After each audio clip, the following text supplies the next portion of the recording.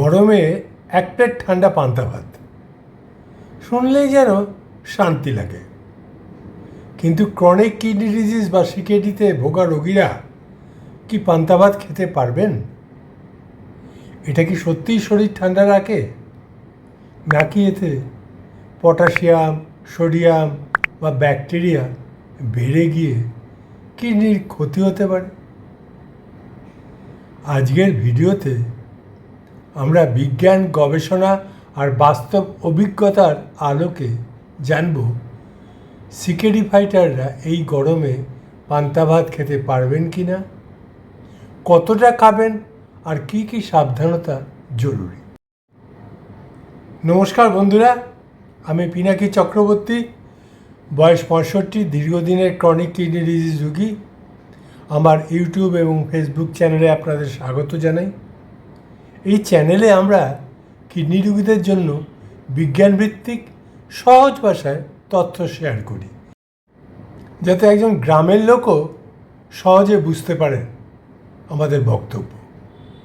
তাই ভিডিওটি শেষ পর্যন্ত দেখুন, কারণ আজকের তথ্য গরমে আপনাকে ডিহাইড্রেশন থেকেও বাঁচাতে পারে। প্রশ্ন হলো, পান্তা ভাত আসলে কি? পান্তা ভাত হলো আগের দিনে রান্না করা ভাত, যা জল দিয়ে কয়েক ঘন্টা বা সারা রাত ভিজিয়ে রাখা হয়। তার ফলে ফার্মেন্টেশন বা গাজন হয়, আর এই ফার্মেন্টেশন প্রক্রিয়াতে কিছু উপকারী ব্যাকটেরিয়া তৈরি হয়। যেমন প্রোবায়োটিক ব্যাকটেরিয়া তৈরি হয়, রেজিস্ট্যান্ট স্টার্চ তৈরি হয়,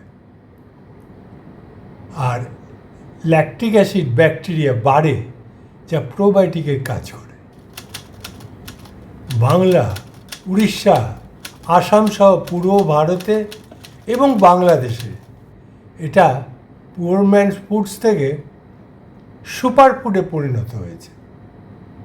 গবেষণায় দেখা গেছে ফার্মেন্টেশন প্রক্রিয়ায় চালের পুষ্টিগুণ বৃদ্ধি পায়। এখন আসল বিষয়ে আসি।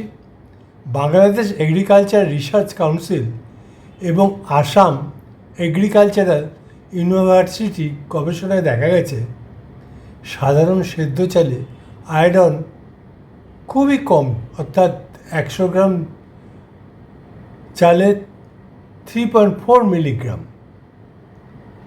আর 12 ঘন্টা ফার্মেন্টেড পান্তা ভাতে তা বেড়ে গিয়ে হয় 73.91 মিলিগ্রাম। শুধু তাই নয়, সোডিয়ামও কমে যায়, 475 মিলিগ্রাম থেকে 303 মিলিগ্রাম হয়। পটাশিয়াম আর ক্যালসিয়াম কিছুটা বেড়ে যায়। ফাইটিক অ্যাসিড কমে আর খনিজের শোষণ বাড়ে। এছাড়া ভিটামিন বি, বিশেষ করে ভিটামিন B12, রাইবোফ্ল্যাভিন বৃদ্ধি পায়।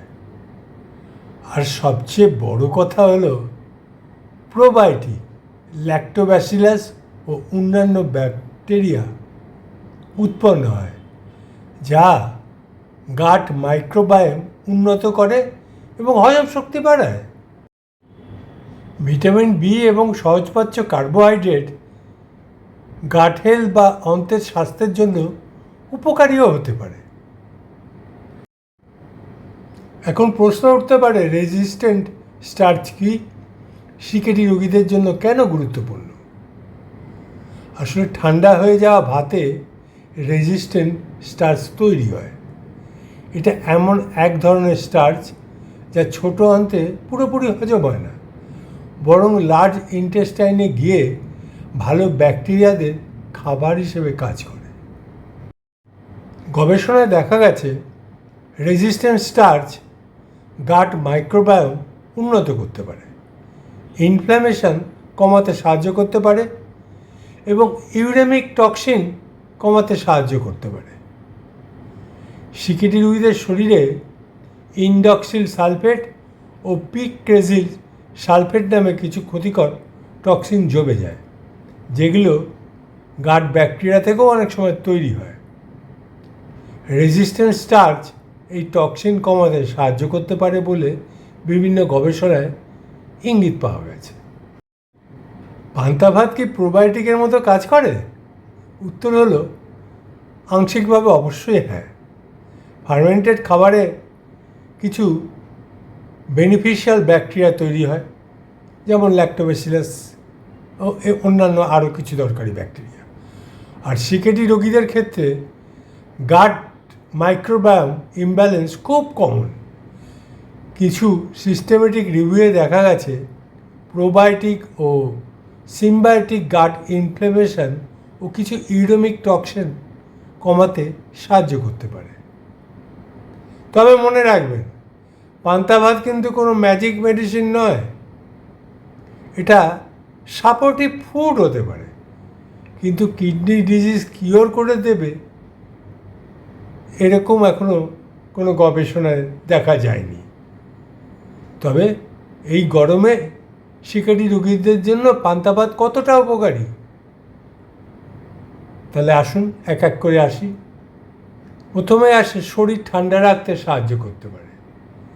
গরমে সিকেডি রোগীদের ডিহাইড্রেশনের ঝুঁকি খুব বেশি, বিশেষ করে যাদের ক্রিয়েটিনিন অনেকটা বেশি, বিপি মেডিসিন চলছে বা সোডিয়াম বাইকার্বনেট খেতে হয় তাদের। পান্তা ভাতে জল থাকে, তাই এটা শরীরে কুলিং এফেক্ট দিতে পারে। শুধু কিডনি রোগীদের জন্য নয়, এটা সাধারণ মানুষ তাদের ক্ষেত্রেও পান্তা ভাত এই উপকারগুলো অনেকটাই দিতে পারে। এবার হচ্ছে পান্তা ভাত খুব সহজ পাচ্য। গরমে অনেক সিকেডি রোগীর অ্যাপেটাইট কমে যায়। পান্তা ভাত তুলনামূলকভাবে হালকা এবং সহজপাচ্য হয়, কিছু ক্ষেত্রে এনার্জি দিতে সাহায্য করতে পারে। পরের উপকার হলো গাট হেলথ সাপোর্ট করে। ঠান্ডা ভাতের রেজিস্ট্যান্ট স্টার্চ ভালো ব্যাকটেরিয়াদের খাবার হিসেবে কাজ করতে পারে, আর এতে বাওয়েল মুভমেন্ট ভালো হয় এবং কনস্টিপেশন কমে যায়। তবে এত উপকার সত্ত্বেও সিকেডি রোগীদের ক্ষেত্রে কিছু ঝুঁকিও আছে। অনেকেই একটু অতিরিক্ত নুন দিয়ে পান্তা ভাত খেয়ে ফেলেন। এটা সিকেডি রোগীদের জন্য খুব ক্ষতিকর হতে পারে, কারণ অতিরিক্ত সোডিয়াম ব্লাড প্রেশার বাড়াতে পারে, ফ্লুইড রিটেনশন করতে পারে এবং কিডনির ওপর চাপ বাড়াতে পারে, আর প্রোটিনেরিয়া একটু বাড়িয়ে দিতে পারে। এরপরে ঝুঁকি হলো সংক্রমণ। ঠিকভাবে না বানালে পান্তা ভাতে হার্মফুল ব্যাকটেরিয়াও জন্মাতে পারে। বিশেষ করে গরমকালে কন্টামিনেশন দ্রুত হয়। যাতে ইমিউনিটি কম, ডায়াবেটিস আছে বা অ্যাডভান্স সিকেডি, তাদের এক্সট্রা কেয়ারফুল একটু হতে হবে। পটাশিয়াম নিয়ে সতর্কতা আছে। ভাতে পটাশিয়াম খুব বেশি না থাকলেও পান্তা ভাতের সঙ্গে যদি পটাশিয়াম রিচ আলু ভর্তা, কলা, কাঁচকলা সেদ্ধ, টমেটো, ডাল, কিছু শুকনো মাছ, মানে শুটকি মাছ যেগুলোকে বলে, এসব বেশি খান, তাহলে পটাশিয়াম অনেক বেড়ে যেতে পারে। কোন সিকেডি রোগীরা সাবধানে খাবেন পান্তা ভাত, এই বিষয়টা খুব গুরুত্বপূর্ণ। যারা স্টেজ 4 বা স্টেজ 5 সিকেডি, ডায়ালিসিস পেশেন্ট, যাদের পটাশিয়াম বারবার বাড়ে, আনকন্ট্রোল ডায়াবেটিস, সিভিয়ার এডিমা এবং হার্ট ফেলিওর আছে, তাদের ক্ষেত্রে সাবধানতা অবলম্বন করতে হবে। ডাক্তার বা ডায়েটিশিয়ানের পরামর্শ নিয়ে খেতে হবে। এবারে আসি কীভাবে সেফ উপায়ে পান্তা ভাত খাবেন। টিপস: 6 থেকে 8 ঘন্টার বেশি বাইরে রাখবেন না। পরিষ্কার ফিল্টার্ড জল ব্যবহার করুন। খুব টক গন্ধ হলে খাবেন না। অতিরিক্ত নুন দেবেন না। দুপুরের আগে খাওয়াই ভালো এবং পরিমাণ কম রাখুন। আর এরপরে আসে সিকেডি ফ্রেন্ডলি কম্বিনেশন কী কী, অর্থাৎ এর সাথে কী দিয়ে খাবো। পান্তার সঙ্গে ভালো অপশন হতে পারে কিছু সেদ্ধ সবজি, অল্প পেঁয়াজ, সামান্য শসা, লাউ বা ঝিঙে ভাজা, ডক্টর অ্যালাউ করলে অল্প চিংড়ি মাছ ভাজাও খাওয়া যেতে পারে। তবে আচার, বেশি নুন, শুকনো মাছ, প্রসেসড ফুড এবং অতিরিক্ত কাঁচা লঙ্কা এড়িয়ে চলুন। এবারে সায়েন্স সামারি অর্থাৎ বিজ্ঞান কি বলছে। বর্তমান গবেষণা বলছে রেজিস্ট্যান্ট স্টার্চ গাট হেলথ ইমপ্রুভ করতে পারে, কিছু ইউরেমিক টক্সিন কমাতে সাহায্য করতে পারে, ইনফ্ল্যামেশন কমানোর সম্ভাবনা আছে। সিকেডি প্রগ্রেশন স্লো করার ব্যাপারে গবেষণা চলছে।